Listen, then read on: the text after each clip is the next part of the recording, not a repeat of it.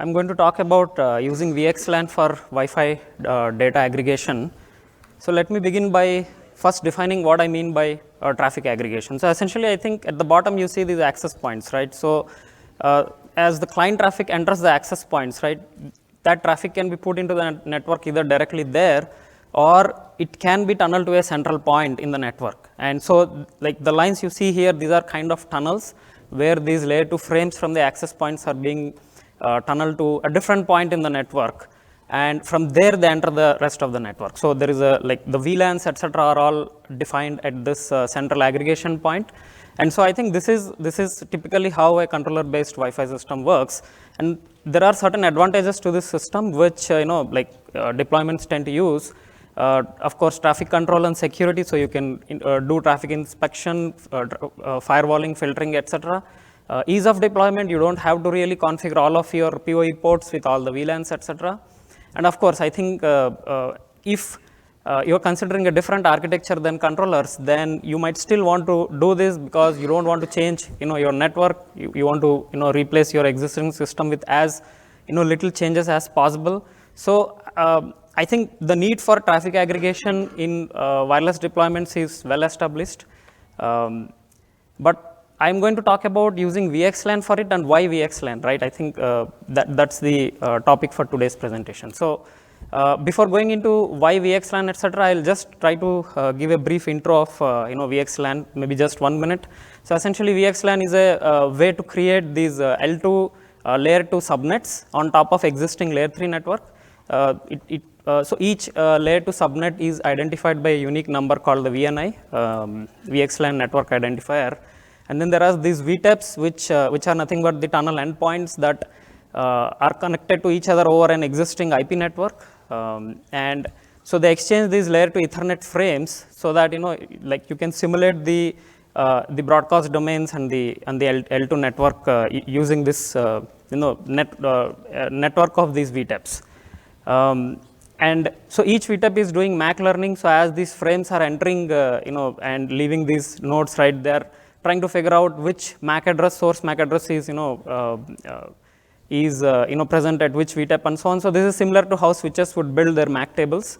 And then for the broadcast, multicast and unknown unicast, they use the underlying, networks multicast capabilities. So essentially, kind of you have an underlay which is the existing network, and on top of that, there is a virtual overlay created using the existing underlay network. So, and the packet format wise, as you can see here, VxLAN is based on IP/UDP. So there is the Ethernet frames are put inside a outer UDP packet with a VxLAN header that has the basic information required to to figure out like which subnet this belongs to, etc. So I think that's a brief intro of VxLAN. I think before going into how it can be used for the wireless WLAN networks, right, I will talk about the benefits first in the interest of time. So essentially, why use VxLAN, right? So VxLAN is a open and vendor neutral method to achieve this sort of traffic aggregation to a central point. It's already widely supported by many switches which may already be there on your network. So there is no need to deploy like dedicated devices just to aggregate the traffic. They can be like either controllers, or they can be like other types of traffic aggregators that support some sort of tunneling methods. It enables like fully flexible data plane in the sense that you can decide to aggregate traffic for certain SSIDs but not for other SSIDs and so on. So for some of the SSIDs you can decide to just bridge them locally onto your like PoE switches, but for other SSIDs you can bring them to a central point. I mean, one example being for the guest traffic, if you don't want it to be mixed with your corp traffic, then you can directly tunnel it to like maybe your DMZ, etc. It also provides like more architectural choices to the network operator without having to make too many changes, like in the sense that you can either go with a controller based Wi-Fi or like a controllerless solution without having to make too many changes to your network. So I think there are a lot of benefits of using an open vendor neutral tunneling method like VxLAN to aggregate the Wi-Fi traffic. So I think with that probably I'll talk about how to like how this is applied in the context of Wi-Fi, the WLAN traffic. So again, at the bottom you see the access points. So each access point is behaving as a VTEP, and then there is a central tunnel aggregator, which is also another VTEP. However, I think it's slightly different in terms of how it is implemented at the access point. It's slightly different. That when you look at it from the access point perspective, it has to send all the traffic to one point only, and we don't want the access points to communicate with each other, because we want to bring all the traffic first to a central location. So what that means is that at the AP there is a static mapping of the destination VTEP, which is nothing but the tunnel aggregator endpoint. So you just map it statically and disable learning at the access point. So there is no need for learning at the access points. And then the other aspect of Wi-Fi networks is the concept of VLAN, where you have your VLANs mapped. Each client may have its own VLAN, or SSIDs may have their VLANs, etc. So these VLANs need to be mapped to the VNIs in the VxLAN world. So you can define a mapping scheme. It can be simply like VNI equal to VLAN, or you can add like an offset to the VLAN to get your VNI, etc. But this is one more aspect that needs to be defined.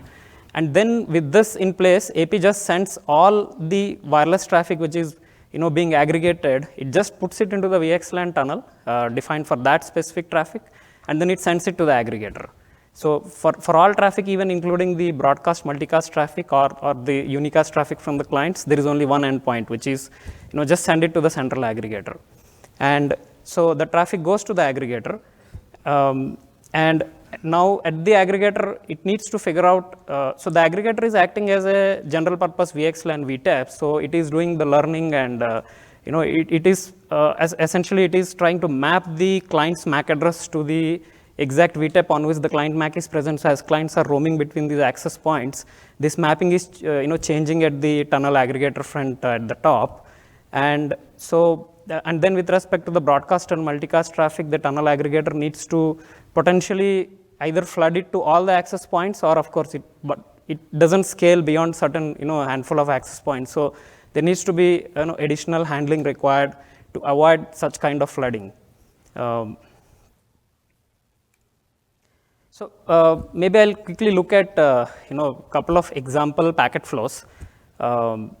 So here in this case, this is an inter-VLAN packet flow, which means there are two clients which are trying to talk to each other, but these clients are on different VLANs.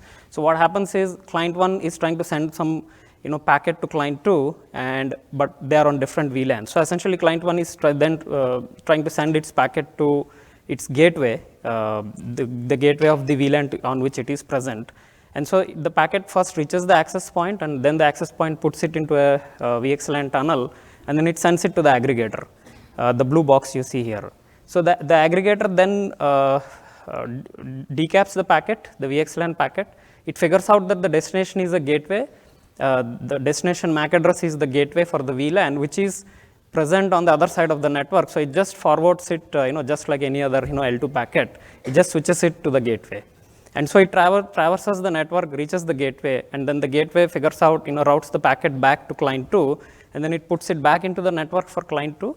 And then again it reaches the aggregator, because client 2, as far as the network is concerned, client 2 is mapped to the aggregator from a MAC table perspective. So so the aggregator gets the packet again. Now it has to send it back to client 2. So it again encapsulates it using VxLAN, and then in its VTEP table, it knows that the client 2's MAC address is mapped to AP2. So it selects the VxLAN tunnel in which it needs to put the packet, and then it puts it back into that VTEP. And then the packet reaches AP2, and then AP2 again decaps and sends it back to client 2. So that's how the inter-VLAN packet flow happens. Now coming to the intra-VLAN packet flow, which is if the clients that are trying to talk to each other are on the same VLAN, say like client 2 can be a printer on the same subnet, or wireless printer on the same subnet, or it can be some other IoT device. So in this case, essentially the packet needs to flow back into one of the VTEPs. So the aggregator makes that choice based on the MAC address mapping. It looks at the destination MAC from the packet that is coming in from client 1, and then it decides that, okay, this destination MAC is present on AP2 right now. So it identifies the VTEP corresponding to AP2, and then it encapsulates and puts it into that tunnel.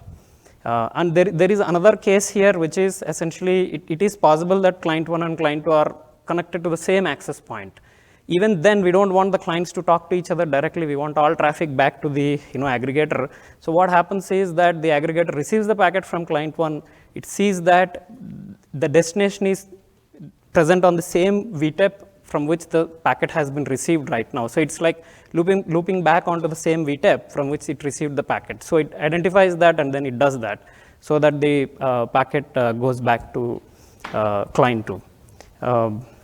I think with that, I want to conclude by saying that using VxLAN, which is an open and vendor neutral way to tunnel packets, one can easily use like just deploy the APs onto existing ports, use some of their existing infrastructure to identify the tunnel endpoints, right, and then use VxLAN as a way to aggregate the Wi-Fi traffic centrally.